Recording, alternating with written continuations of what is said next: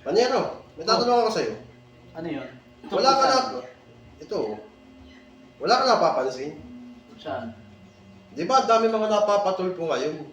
Mga Oo. naghihiwalay, mga issue dahil sa, halimbawa, yung mga mag-asawahan ngayon, yung kaparehas niya mag-iibang bansa. Tapos ang mangyayari, oras na mag-ibang bansa, hiwalay na. Oo, ipagpalagay natin. O, totoong hiwalay. Yung hiwalay sila sa pamilya at yung isa nagtatrabaho. Pero ang nagkakaiba ngayon, matik na umalis ang isang tao doon sa kanyang asawa, doon sa kanyang kinakasama. Ang matik na nangyayari ngayon, hindi na nakakabalik yung babae. Bumalik man, iba na yung karelasyon. O alin man nung naiwanan dito sa Pilipinas, iba na din yung karelasyon. Siguro baka sa palagay mo naiinig.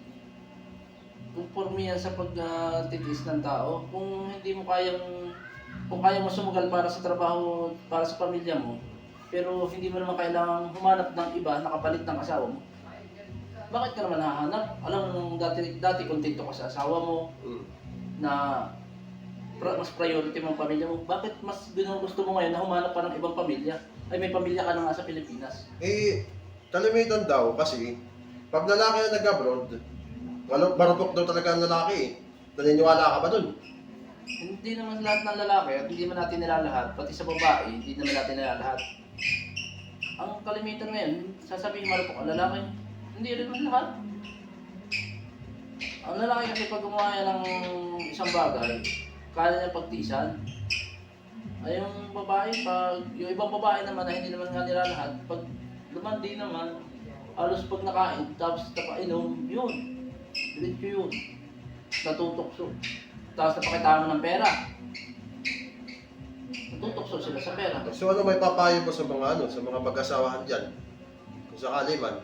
Doon po sa, halimbawa po, ako kung wala pang asawa, doon po sa mga mag-asawa na gustong panatilihan maganda kanilang pagsasama, dapat po yung pagiging matatag.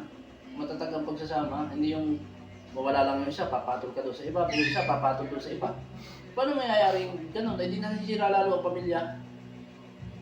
Ang tanong, may asawa ka ba? Kaya nga, sinabi ko kanina, wala akong asawa.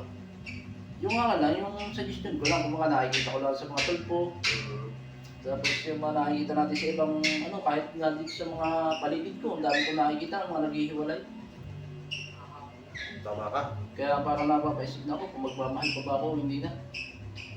Kasi baka mamaya, una pa lang, niluloko ka na. Ha? Kaya mahirap pala.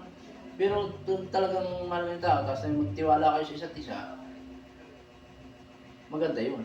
Pero kung may isang bibigay, isang susuko, at gusto kang iwanan, wala ka nang magagawa doon.